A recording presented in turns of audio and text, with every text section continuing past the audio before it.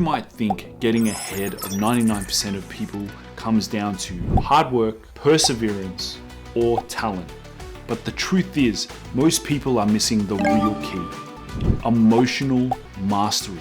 This one skill changes everything. And the best part? It's easier to learn than you think. Let me show you why this makes all the difference. But first, why should you even listen to me? Over the past 10 years, I've been completely obsessed with personal growth and specifically emotional mastery. I've spent a decade diving into countless books, ideas, and strategies, and I've learned the hard way. And now I'm here to pay it forward, to share what I've learned so that you can excel where most people fail. Let me ask you something. What's more important than how you feel? Honestly, is there anything?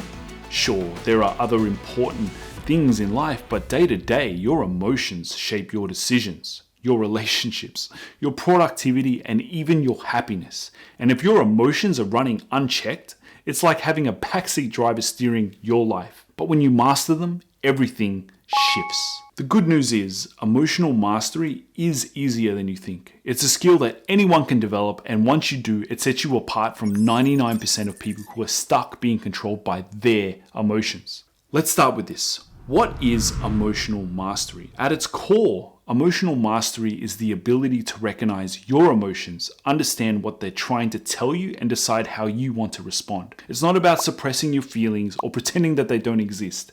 It's about using them as tools to guide you instead of letting them control you. And let me be real, I still have to keep my emotions in check to this day.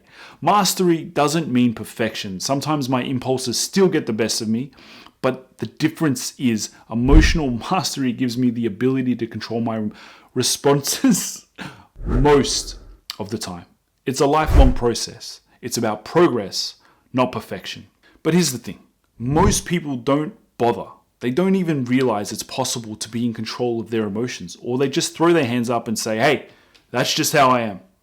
Sound familiar? Let me tell you, you have a lot more power than you realize. And when you tap into that power, you'll feel superhuman. Why? Because you're no longer at the mercy of your emotions, impulses, and reactions. You're in the driver's seat. And let me tell you, my friends, that feeling is fantastic. Most people fail at emotional mastery because they don't realize they can be in control. They think their emotions are automatic reactions to what's happening around them. But here's the truth. Nothing outside of you has meaning until you give it meaning. Let me explain. Imagine two people experiencing the exact same situation. Someone cuts them off in traffic. The first person thinks, man, what a jerk, what a rude, selfish prick, and immediately gets angry. The second person, they think maybe they're rushing to an emergency. I hope everything's okay. Same event, completely different meanings and completely different emotional responses. It's like getting an unexpected text message. One person sees, we need to talk, and immediately assumes,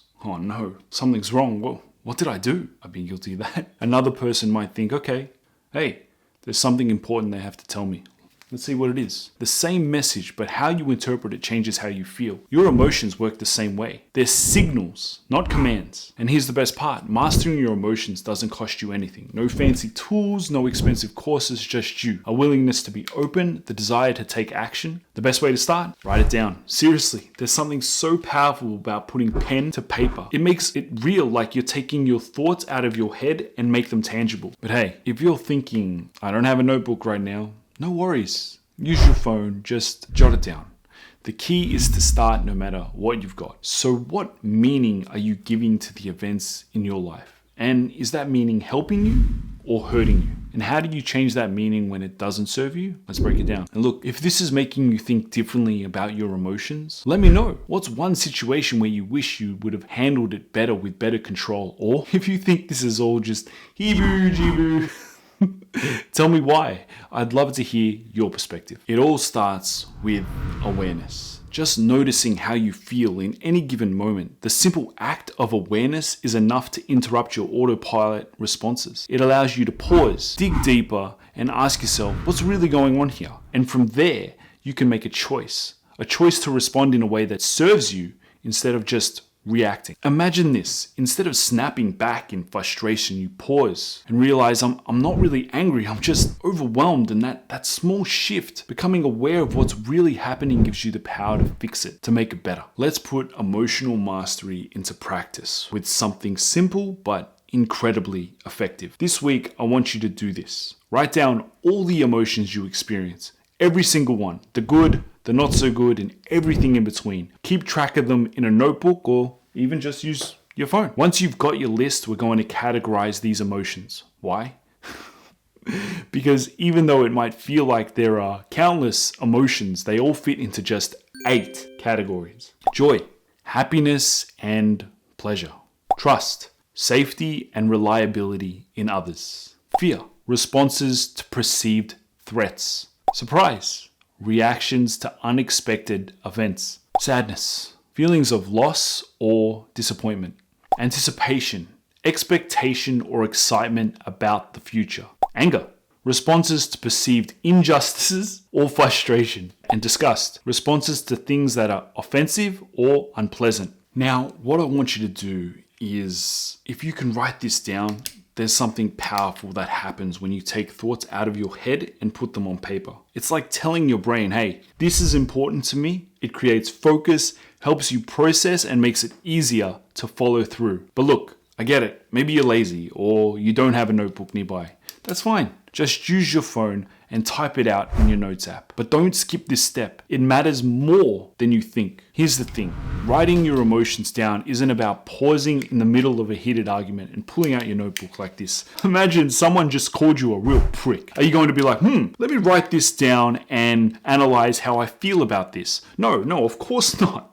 Life moves too fast for that. But what we're doing here is building a stronger foundation. By practicing this outside of high pressure moments, you're training yourself to understand and categorize your emotions. Over time, this becomes second nature and you'll be able to respond more intentionally without even thinking about it. And that's why this is easy. You don't need anyone else for this. It's just you, your thoughts, and putting in the reps. It's like working out, but for your brain. Except no gym membership, no fancy equipment, just a pen, some paper, or your phone. Once you categorize your emotions, you can start to see patterns. You can ask yourself, where does this feeling fit? And more importantly, what do I need to do to move forward? Because here's the truth. Emotional mastery doesn't mean ignoring how you feel. It means understanding it, naming it, and deciding how you want to respond. Let's say you're feeling overwhelmed. If you identify it as fear, you might realize you need more preparation or clarity. If it's sadness, maybe you need to take a break and recharge. The point is, once you know what you're feeling, you have the power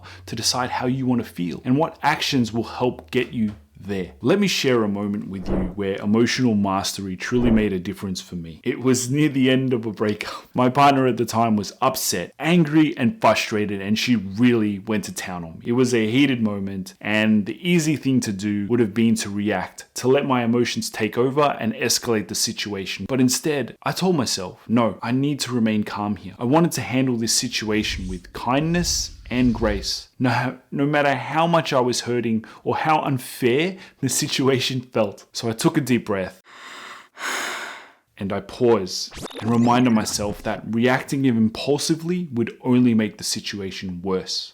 In that moment, I chose not to let my emotions, my impulses get the best of me.